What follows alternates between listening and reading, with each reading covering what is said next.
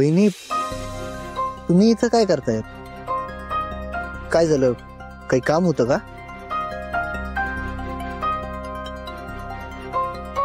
भाऊजी, ते थोडं बोलायचं होतं. बोला की मग.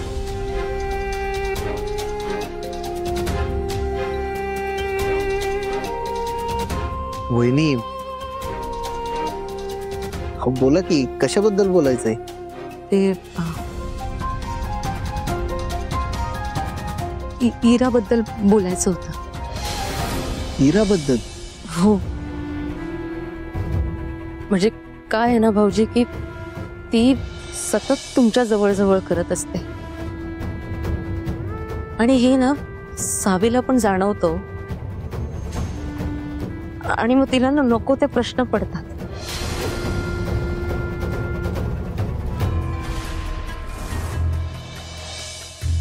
आणि साहजिकच आहे ना, कुठल्याही बायकोला आपल्या नवऱ्या शेजारी दुसरी कोणी बाई अशी हक्काने वावरताना दिसली तर त्रास होणारच. आणि त्यात सावीला इराबद्दल काही माहीतही नाही.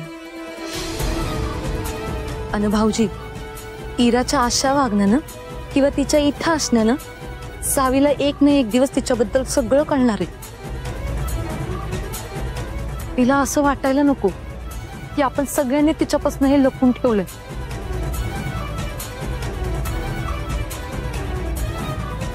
भाऊजी, मी काय म्हणते, हे असं सगळं होण्यापेक्षा तुम्ही इराला तिच्या घरी का सोडून येत नाही? आता आम्ही हे नाही बोलू शकत आईना, पण तुम्ही जर आईना सांगितलं ना तर त्या तुमचं नक्की ऐकतील. हो म्हणजे, आणि कसं आहे, इराला सुद्धा तुम्हाला आणि सावीला असं एकत्र पाहून त्रास होतच असणार ना. त्यामुळे ती जर तिच्या घरी गेली तर तिला बरं पण वाटेल आणि हे सगळं विसरायला मदतही होईल असं आम्हाला वाटतं.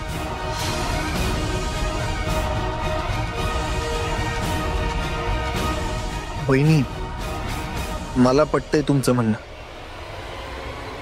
इरा एकदा तिच्या घरी गेली ना की ते सावीसाठी आणि इरासाठी दोघींसाठी बरंच होईल.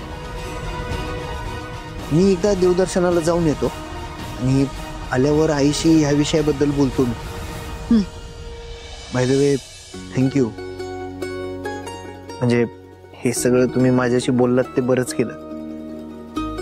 आओ, थँक्यू काय भाऊजी, वहिनी ही दीर आणि जावेची मदत करायलाच असते. बरं चल, येतो आम्ही.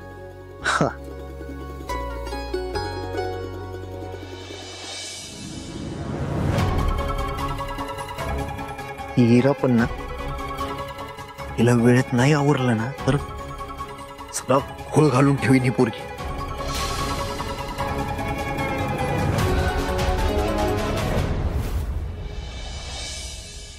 दीपा, अगं स्मिता, अगं कशी आहेस तू? मी बरी आहे. अय्या, काय सुंदर साडी आहे ग. कुठनं घेतलीस? माझ्याकडनंच. अगं म्हणजे मी साड्यांचा बिझनेस सुरू केलाय. सगळ्या प्युअर सिल्कच्या साड्या ठेवल्यात बघ. तू ये की भाऊजींना घेऊन घरी, तुला सगळ्या साड्या दाखवते मी. घरी कशाला? अगं म्हणजे मला वेळच कुठं असतोय ग. तू एक काम कर की, तूच साड्या घेऊन आमच्या घरी ये. तू घेणार होय? अगं मी घेईनच ग, पण तुला कशी मस्त मस्त गिरायक देते बघ. तू कसं गिरायक देणार? आमच्या वंश कोण आहे तुला माहितीये का?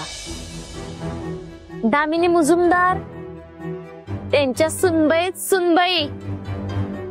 आणि मुजुमदारांच्या घरी एक दिवस मोठा मोठा कार्यक्रम असतोय आणि लय मोठे मोठे पाहुणे पण येतात अगं त्यांच्यात. आता बघ की परवाच्या दिवशी गौरीचं जागरण होतं, तर दामिनी मॅडम मला म्हटल्या, मी तुझ्यावर लय खुश आहे. आणि खुश होऊन मला काय दिलं बघ की, बांगड्या. हे बघ, छान आहेत का नाही? अगो मी हजारदा नको म्हंटल, मी नको नको नको म्हणायचे आणि त्या घेच म्हणून मागं लागल्या होत्या. बाई शेवटी तर त्या तोंड फुगूनच बसल्या. आता मला सांग, मी नको नको म्हणायचं आणि त्याने असं तोंड फुगून बसायचं बरं दिसतंय का? म्हणून मग घेतल्या बाई मी शेवटी बांगड्या. दीपा खरंच ग, या बांगड्या खूपच सुंदर आहेत बघ. 5 तोळ्याच्या खाली तर नसतीलच बघ. म्हणजे काय? बघ आता तुला म्हणून सांगते फक्त. अगं दामिनी मॅडम मला काय म्हणाला माहितीये का? आमच्या घरातला एक सुद्धा कार्यक्रम इथनं पुढे तू चुकवायचा नाहीस. शेवटी आमच्या सुनबाईंची वहिनी आहेस तू. आता मला सांग, एवढ्या प्रेमानं त्या बोलवतात म्हटल्यावर आपण जायला पाहिजे का नको? हा, मला लई मानतात ग त्या, लईच मानतात. भारी आहे बाई तुझं. अग भारी तर तुझ्या बरोबर होणार आहे.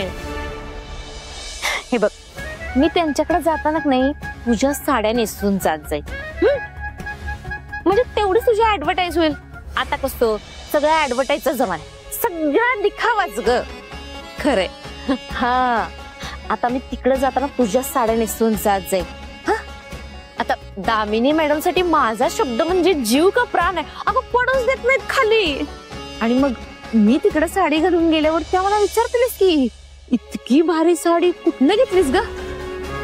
मग मी त्यांना सांगे माझी मैत्रीण स्मिता तिच्याकडनं घेतल्यात म्हणून. मग दामिनी मॅडम त्यांच्या सुना आमच्या वंश आल्या गेलेल्या सगळ्या पाहुण्यांसाठी त्या साड्या खरेदी करतील तुझ्याकडनं. अगं मग तुझा फायदाच फायदा आहे. दीपा बरं झालं तू भेटलीस. माझ्या सगळ्या साड्या आता अशा विकल्या जातील ना. मी आजच तुझ्या घरी येते बघ साड्या घेऊन. हा चालतंय, चल निघू मी. हा.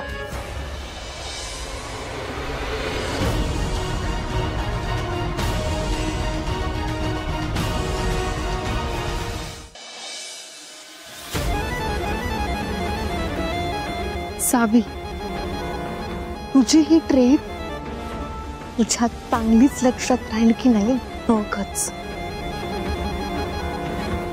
सगळं घेतलं व्यवस्थित ना? काही राहिलं नाही ना?